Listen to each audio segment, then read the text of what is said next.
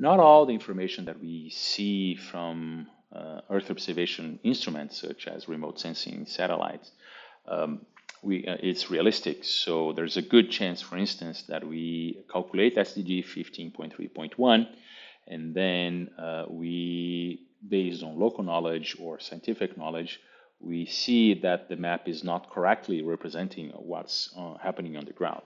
So as a disclaimer, I'm going to be using Belize dataset here, but this is just a hypothetical exercise. I'm not taking local or scientific knowledge to show you this process here. I'm just concerned about how to operate Trends.Earth. So please don't take as this exercise as an example of what's happening on the ground, just how to use Trends.Earth to identify false positive or false negatives. So I added the layers here. So here I have SDG indicator 15.3.1 for the latest period, and I'm going to click on datasets. So that's going to take me to where all the datasets, all the jobs I've created using Trends.Earth are listed. So here at the bottom, I have create.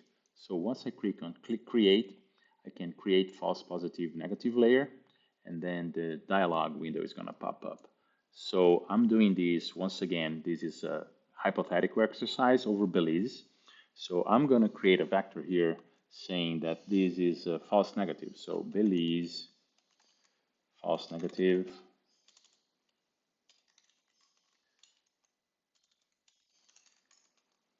hypothetical.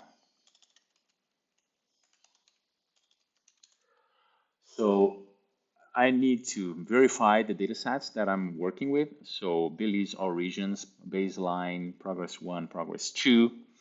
But here I see that it's just, yeah, I see the baseline, but I'm going to change this actually to show us the latest, not only not for the baseline, but the latest period. So I'm going to come here and say the Belize for the latest period. Similar here for productivity degradation. So I'm going to use the productivity degradation for the latest period. Here, the soil, I'm going to also do for the latest period. So that's going to be from 2000 to 2015 to 2022, because the ESA CCI for 2023 hasn't been released so far, and similar to this organic carbon. So here.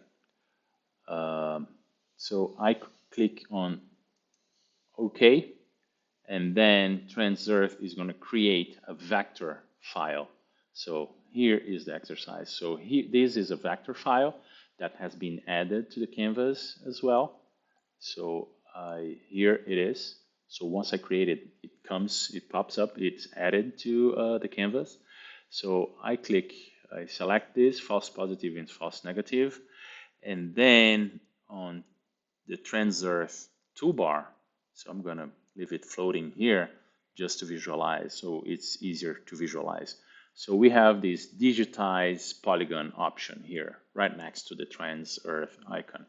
So I'm going to create on this, having the false positive and false negative selected on the list of layers. And then we can see that the cursor comes this target option cursor here. So once again, this is totally hypothetical, but I'm going to start vectorizing a polygon surrounding this huge blob of negative or degraded pixels here. And then I right click. So right click finalizes the delineation of the polygon. And then I'm going to just say hypothetical false negative.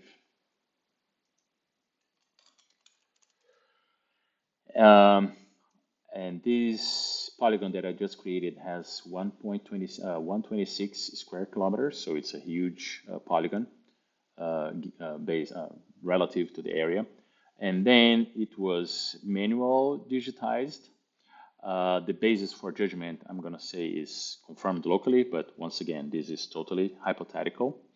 And I'm going to recode the degraded pixels to stable. And recode stable, I'm going to leave unchanged, and recode improved, I'm going to leave unchanged. So this is going to take those pixels within the polygon that I just created. Those pixels that were originally mapped as degraded, they're going to be recoded to stable, and everything else is going to be left unchanged. So I create this, and then I have this vector there representing the false positive layer. Okay, but now what should I do with this? So we go back to algorithms and come to UNCCD reporting once again, and then execute locally. And here you're gonna see this option here, false positive and false negative.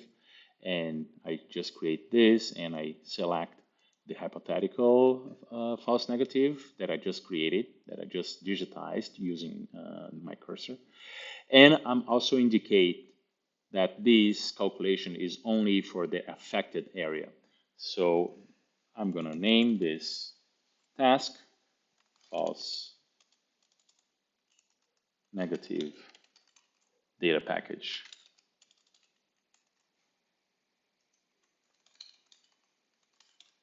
So then what's happening here is that we are creating the data package for reporting to UNCCD, but this time we are just calculating for that piece of land, for that polygon that I created. So I hit execute locally, and then we're gonna see, going back to data sets, we're gonna see this option here that I just created. So, and then I can click here to see the folder where the data package has been stored in my machine.